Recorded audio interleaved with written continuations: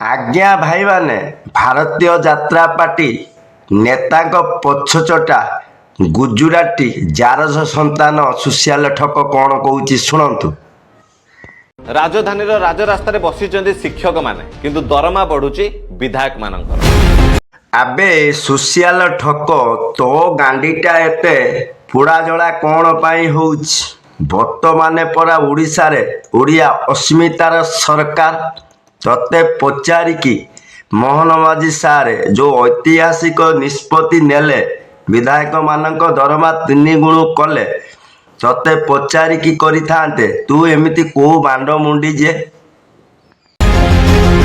ପୁଣି ଏମିତି ସେମିତି ବଢିନି, ପୁରା ଦେଶରେ 1 ନମ୍ବର ହେଇଛି ଆମ ଓଡ଼ିଶାର ବିଧାୟକମାନଙ୍କର ଦରମା। ଆବେ ପଛଚଟା ଗୁଜୁରାଟି ଜାରଜ ସନ୍ତାନ ସୁସିଆଲ ଠକ, ତୋ ଗାଣ୍ଡିଟା ଏତେ ପୋଡ଼ାଜଳା କାହିଁକି ହଉଛି ତୁ ଜାଣିନୁ କି? ବର୍ତ୍ତମାନେ ପରା ଓଡ଼ିଶାରେ ହିନ୍ଦୁତ୍ୱର ସରକାର, ଡବଲ ଇଞ୍ଜିନ ସରକାର। ତୋ ଦରମା ମଧ୍ୟ 3 ଗୁଣା ବଢ଼ିବ, କାରଣ ତୁ ଭାରତୀୟ ଯାତ୍ରା ପାର୍ଟିର ନେତାମାନଙ୍କ ପଛଚାଟିଆରେ 1 ନମ୍ବରରେ ଅଛୁ। ମୋତେ ଲାଗୁଛି ବୋଧହୁଏ ବିଧାୟକମାନଙ୍କ ଦରମା 3 ଗୁଣ ବଢ଼ିବା ପରେ ଭାରତୀୟ ଯାତ୍ରା ପାର୍ଟିର ବିଧାୟକମାନେ ଇଏ ପଛଚଟା କୁକୁର ସୁସିଆଲ ଠକକୁ ରୁଟି ଖଣ୍ଡେ କି ଚିକେନ ପିସ୍ ଦେଇନାହାନ୍ତି। ସେଥିପାଇଁ ୟାର ପୋଡ଼ାଜଳା ଅଧିକ ହଉଛି।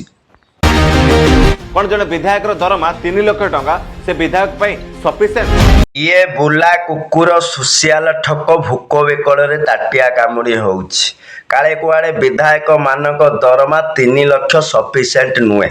ଯଦି ବିଧାୟକ ମାନଙ୍କ ଦରମା 3 ଲକ୍ଷ ସଫିସିଏଣ୍ଟ ନୁହେଁ, ତାହେଲେ ତ ମାର ଧର୍ମ ହୋଇତା ଗୁଜୁରାଟିକୁ କହ ଓଡ଼ିଶାର ଜଙ୍ଗଲ ଜମି ଖଣି ବିକି ବିଧାୟକ ମାନଙ୍କ ଦରମା 5 ଲକ୍ଷକୁ ବୃଦ୍ଧି କରାନ୍ତୁ। କାହିଁକି ନା ବର୍ତ୍ତମାନ ଓଡ଼ିଶାରେ ଓଡ଼ିଆ ଅସ୍ମିତାର ସରକାର, ଓଡ଼ିଆ ପୁଅ ମୁଖ୍ୟମନ୍ତ୍ରୀ।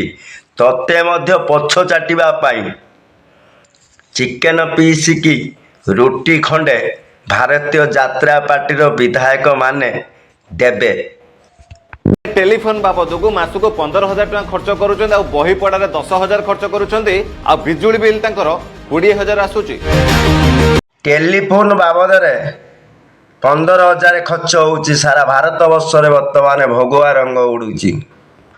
ବହି ପଢାରେ 10,000 ଖର୍ଚ୍ଚ ହେଉଛି। ବର୍ତ୍ତମାନ ଆମ ଦେଶ ଆଗଉଛି। ବିଜୁଳି ବିଲ୍ 20,000। ଓଡ଼ିଶାରେ ବର୍ତ୍ତମାନ ଡବଲ ଇଞ୍ଜିନ ସରକାର। ତୋ ଗାଣ୍ଡିଟା କ'ଣ ପାଇଁ ଏତେ ଜୋର ପୋଡ଼ାଜଳା ହଉଛି?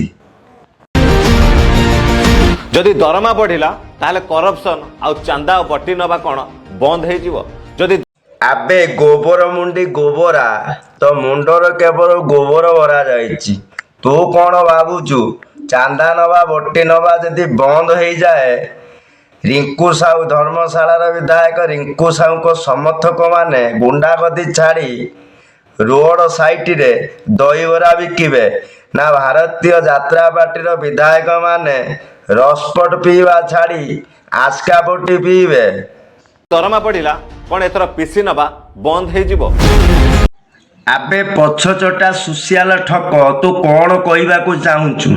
ମୋହନ ମାଝୀ ସରକାରରେ ବିଧାୟକ ମାନେ ପିସି ନେଉଥିଲେ, ସେଥିପାଇଁ ଲୋକଙ୍କ ମୁଖ୍ୟମନ୍ତ୍ରୀ ବିଧାୟକ ମାନଙ୍କ ଦରମାକୁ 3 ଗୁଣା ବଢ଼େଇ ଦେଲେ। ଆଉ ଭାରତୀୟ ଜନତା ପାର୍ଟିର ବିଜେପିର ବିଧାୟକ ମାନେ ପିସି ନେବେନି, ଏଇଆ କହିବାକୁ ଚାହୁଁଛୁ ତ? ବିଧାୟକ ମାନଙ୍କର ଦରମାଟା ଆଗେ 1 ନମ୍ବର ହେଇଯିବା ଆବଶ୍ୟକ। ଆଉ ଆବେ ଗୋବର ମୁଣ୍ଡି, ବିଧାୟକ ମାନଙ୍କ ଦରମା ଆଗେ 1 ନମ୍ବର ହବନି ତ କ'ଣ ତୋ ଦରମା 1 ନମ୍ବର ହବ? ଖୋଦ ଗୁରୁଜୀ ପରା ଛୁଟି ଦିନରେ ଲୋକଙ୍କ କଥା ବୁଝୁଛନ୍ତି, ଅଫିସ ଆସୁଛନ୍ତି। ସେଥିପାଇଁ ଆମ ବିଧାୟକ ମାନଙ୍କର ଦରମା ପୁରା ଟପକୁ ପଳେଇଲା। 3.5 ଲକ୍ଷ ଟଙ୍କା ପାଖାପାଖି ଦରମା ଆମ ବିଧାୟକ ମାନେ ପାଇବେ। ଠିକ ଅଛି, ବିଧାୟକ ମାନଙ୍କ ଦରମା ଟପ ଲେବୁଲକୁ ଯିବନି କେମିତି? ଓଡ଼ିଶାବାସୀ ପରା ସରକାର ପରିବର୍ତ୍ତନ କରିଛନ୍ତି।